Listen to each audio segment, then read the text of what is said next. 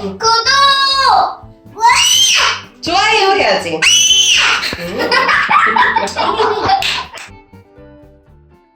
어떤 한 남성이 어렸을 때부터 역도 운동을 했고 선수 전향은 안 했더라도 이후에 꾸준하게 적당량의 연습을 대충이라도 해왔다면 분명 지금 들 수 있는 무게는 일반인들이 넘볼 수가 없는 정도일 것입니다.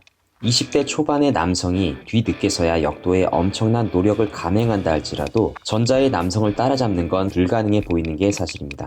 물론 뛰어난 유전자를 가진 남성이라면 후자에 속할지라도 전자의 남성을 따라잡을 수 있을지도 모르겠습니다. 그렇지만 그런 뛰어난 유전자를 가진 남성이 전자의 남성처럼 어렸을 때부터 운동을 했다면 그보다 훨씬 더 큰 성장을 이루었을 것임은 분명합니다. 왜 이런 현상이 일어나는 걸까요? 그건 성장기에 높게 분비되는 성장 호르몬 때문입니다. 여기서 잠깐 성장 호르몬의 역할에 대해 언급하자면 인체 뼈의 길이 성장을 돕는 호르몬으로 단백질 합성을 통해 근육량을 늘릴 뿐 아니라 지방 분해까지 활성화시켜 그야말로 탄탄한 몸을 만들어주는 멋진 녀석이라 할 수 있겠습니다. 단편적으로 생각해보면 성장 호르몬이 풍부했을 때 이렇게 삶의 질이 높아지게 됩니다. 체지방 감소, 근육량 증가, 에너지 향상, 성기능 향상, 피부질의 향상, 장기의 재생, 면역 기능의 회복, 콜레스테롤 수치와 혈압의 강화, 상처 치료 속도 증가, 뼈의 강도 상승, 머리털의 재생력 상승, 시력 상승, 기분 상승, 그리고 인지력의 향상의 효과 등이 있습니다.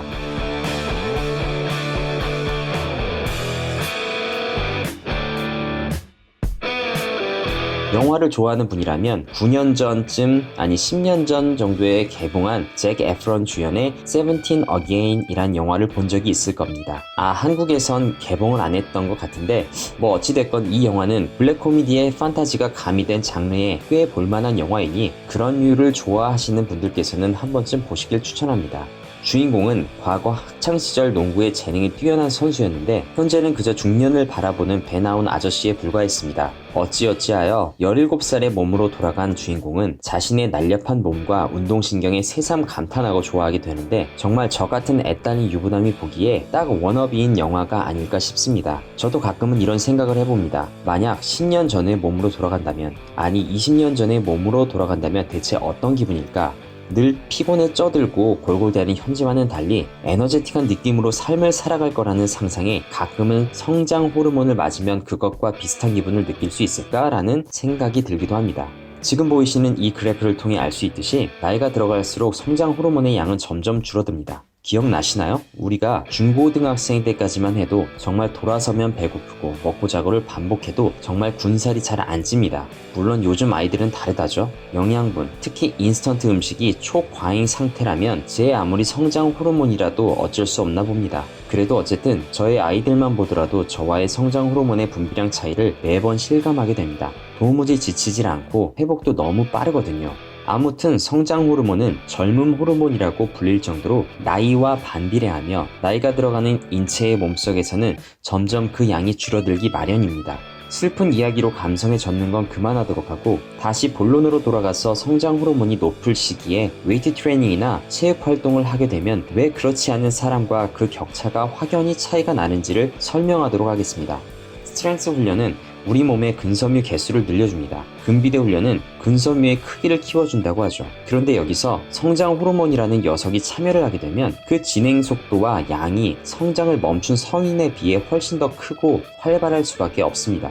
그래서 근비대는 물론이고 근섬유의 개수 증가를 통해 더 큰 힘을 낼 수 있으며 건과 인대 또한 더욱 강하게 만들어줍니다. 그냥 좀 더 이해 쉽게 표현하자면 이미 성장이 끝나고 운동을 시작하면 잘해야 사이어인 손오공이 되는 거고 어릴 때부터 운동을 해가면 초사이어인 손오공이 될 수 있는 겁니다. 어쩌면 키까지 더 큰 초사이어인이 될지도 모르겠네요. 성장 호르몬은 자연적으로 발생하는 부분에서의 효과도 뛰어나지만 외부 주입으로의 효과 또한 매우 뛰어납니다. 실예로 자신이 약물 사용을 했다고 고백한 어느 한 보디빌더의 말을 빌리자면 성장 호르몬은 인간의 눈알과 뇌를 빼고 모든 걸 성장시킨다고 표현했습니다. 물론 이게 좋은 현상이 아닙니다. 단지 외부로부터 주입된 성장 호르몬이라면 그 자체로서 그만큼 위협적으로 큰 변화를 끼칠 수 있다는 걸 말씀드리고 싶습니다. 그리고 근비대를 위한 성장 호르몬 주입의 대표적인 부작용 중 하나로 이런 HG-GUT를 들 수 있습니다. 분명 지방은 아닌데 배 안에 뭐가 있는 걸까요? 성장 호르몬의 영향으로 내장 장기까지 비대해져 버린 모습입니다. 이렇게 자연적으로 분비되는 성장 호르몬의 효과를 알고 나면 난 어릴 때 운동을 안 해서 틀렸어 라고 생각하는 분들이 있을 것입니다. 저도 같은 마음이었습니다. 자신의 순위를 넓은 세상의 범위로 매기자면 한없이 작아지고 슬퍼지는 인생들이 대부분입니다. 웨이트 트레이닝이라는 종목도 마찬가지입니다. 자신의 가치관이 미적인 것이던 힘의 증가이던 간에 나보다 뛰어난 사람은 많고 또 뛰는 놈 위엔 항상 나는 놈들이 있기에 단지 직업으로 경쟁을 하는 사람이 아닌 이상 자신이 세운 기준, 목표, 가치에 만족하며 사는 게 결국 행복하게 사는 방법이라 봅니다. 내가 우리 동네 헬스장에서 최고는 아니지만 옆집 김치 아저씨보단 몸도 좋고 멋져 라고 생각하며 행복하게 사는 것도 나름 자존감 유지와 건강한 마인드를 위한 좋은 방법일 수 있다는 겁니다. 그런데 이런 말로 위안이 안 된다면 그냥 뒤늦게나마 스트렝스와 파워 위주의 운동을 꾸준히 오랜 기간 하는 수밖에 없습니다. 성장기 시절에 하면 효과가 훨씬 크긴 하겠지만 어쨌든 운동이란 건 성장 호르몬 분비에 아주 큰 기여를 합니다. 카테콜라민을 직접 자극하고 세포 내 젖산염과 질산염의 변화를 통해 성장 호르몬 방출에 영향을 미친다는데 이게 제가 무슨 말인지는 잘 모르겠고 아무튼 운동 타입을 다양하게 하는 것이 성장 호르몬 분비에 영향을 미치므로 운동 루틴을 혼동시키는 방향 또한 중요합니다. 편식하지 말고 루틴을 다양하게 가져가라는 소리죠. 그리고 성장 호르몬 분비가 활발한 시간인 22시에서 새벽 2시 사이에는 꼭 잠을 자주는 것도 중요합니다. 7시간의 수면이 성장 호르몬을 위한 마법의 수면 시간이란 연구 결과도 있습니다. BMI, 즉 체질량 지수와 성장 호르몬은 반비례하기 때문에 달달한 음식을 피하고 복부지방 수치를 낮추려는 노력도 해야 합니다. 알코올은 성장 호르몬의 분비를 70%까지 감소시키니 금주 역시 필수입니다.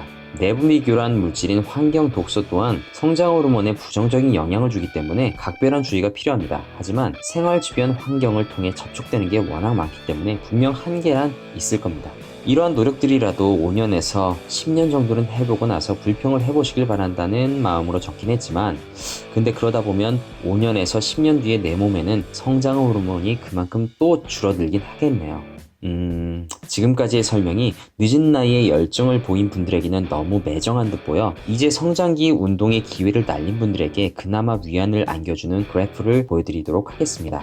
이렇게 근육량을 결정짓는 대표적인 남성 호르몬인 테스토스테론의 수치를 나이에 따라 그래프로 나타낸 걸 보면 우리 성인들에게도 아직 희망이 있음을 알 수 있습니다. 테스토스테론은 20에서 30대의 최고치에 달하는데 실제로 근육량의 정점은 30대 초반으로 알고 있고 저 또한 그랬던 것으로 체감합니다. 아직 늦지 않았습니다. 우리 모두 다시 열심히 화이팅 하시면 되는 겁니다. 그럼 우리는 어떤 방식의 훈련을 해야 성장 호르몬의 분비를 유도하여 혜택을 얻을 수 있을까요? 그저 오래 훈련하는 방식이 아니라 짧고 굵게 고강도 트레이닝을 하면 됩니다. 우리의 몸에 변화를 줄 수 있는 가장 큰 직접적인 요인은 운동도 휴식도 영양도 아닌 호르몬입니다. 이 호르몬의 유도를 위해 운동, 휴식, 영양 섭취 등의 방법을 활용하고 있는 거라고 볼 수도 있겠습니다. 무조건 강도 높은 훈련을 오래 하는 게 호르몬 생성을 유도하지는 못합니다. 그것은 곧 몸에 큰 스트레스를 준다는 거고 성장 호르몬과 테스토스테론의 수치를 모두 낮추게 되는 역효과를 가져다 줍니다.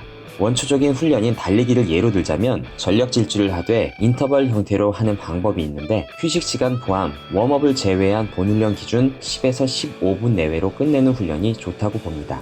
짧고 강력하게 몸을 자극하고 가쁜 숨을 돌리고 다시 자극하고 이걸 수차례 반복하는 겁니다. 매일 하시는 건 부담일 수 있으니 주 3회 정도 자신의 체력에 맞게 적당한 훈련을 하시면 됩니다. 크로스핏 훈련도 어떻게 보면 비슷한데 비례 축소 없이 RXD로 시행한다면 좀 오버스럽게 몸을 축내기는 합니다. 물론 이게 나쁘다는 뜻은 아니죠. 개인적으로는 크로스핏 훈련을 강도는 유지한 채 시간을 좀 줄인다면 성장 호르몬의 효과를 보기에는 더 적절하지 않을까 싶네요. 또 오해하는 분들이 계실까봐 노파심에 말씀드리자면 아무리 좋다는 훈련, 자신에게 잘 맞는 훈련도 주구장창 그것만 하게 되면 정말 미련한 짓입니다. 따라서 평소 장시간의 근비대, 근지구력 훈련 등의 사이클이 끝나고 나서 수주간은 이런 성장 호르몬을 타겟으로 짧고 굵게 훈련하는 식의 사이클을 집어넣어주는 것도 좋다고 봅니다. 실제로 이런 방식이 성장 호르몬의 수치를 높여준다고 널리 알려져 있으며 개인적으로도 자주 활용했던 방식으로 몸의 탄력을 키우고 더 생기 있는 외모를 가꿀 수 있게 하는 효과는 분명히 있습니다. 그것은 마라톤 선수와 스프린트 선수의 몸을 비교해봐도 확인할 수가 있습니다. 사용되는 근육의 타입이 다르기도 하지만 결국 마라톤 선수의 경우 장시간의 스트레스로 호르몬의 분비가 줄어들 수밖에 없습니다. 아무튼 원래부터 성장 호르몬 수치가 높은 성장기 학생이 아닌 다 자란 성인의 경우라면 이런 식의 훈련으로 성장 호르몬 수치 및 테스토스테론 수치를 높일 수 있음을 알고 꾸준히 노력하면 되시겠습니다. 그래도 미안한 말이지만 아무리 생각해봐도 마치 표범이 될지 호랑이가 될지 결정짓는 건 결국 성장기 때인 듯하고 약한 표범이 될지 강한 표범이 될지를 결정짓는 게 바로 성인이 된 후인 듯 보입니다. 성장 호르몬은 인간의 프레임 자체를 키울 수는 있지만 테스토스테론은 그런 역할을 할 수가 없죠. 혹시 이해가 안 된 분들을 위해 다시 설명을 하자면 성장기가 끝난 성인이 아무리 열심히 운동해봤자 표범이 호랑이가 될 수는 없듯 선출을 따라잡긴 어려울 거란 뜻입니다. 그러니 멋모르고 선출을 따라하다 가랭이 찢어지지 마시고 스스로에겐 아쉽겠지만 우리 자식들 착실히 운동시켜 건강하게 잘 키워보는 걸로 가닥을 잡으시니 현실적으로 좋은 초이스라 봅니다. 이렇게 자식들의 삶의 질이라도 좀 높여주자는 취지였습니다. 이상 도미닉이었습니다.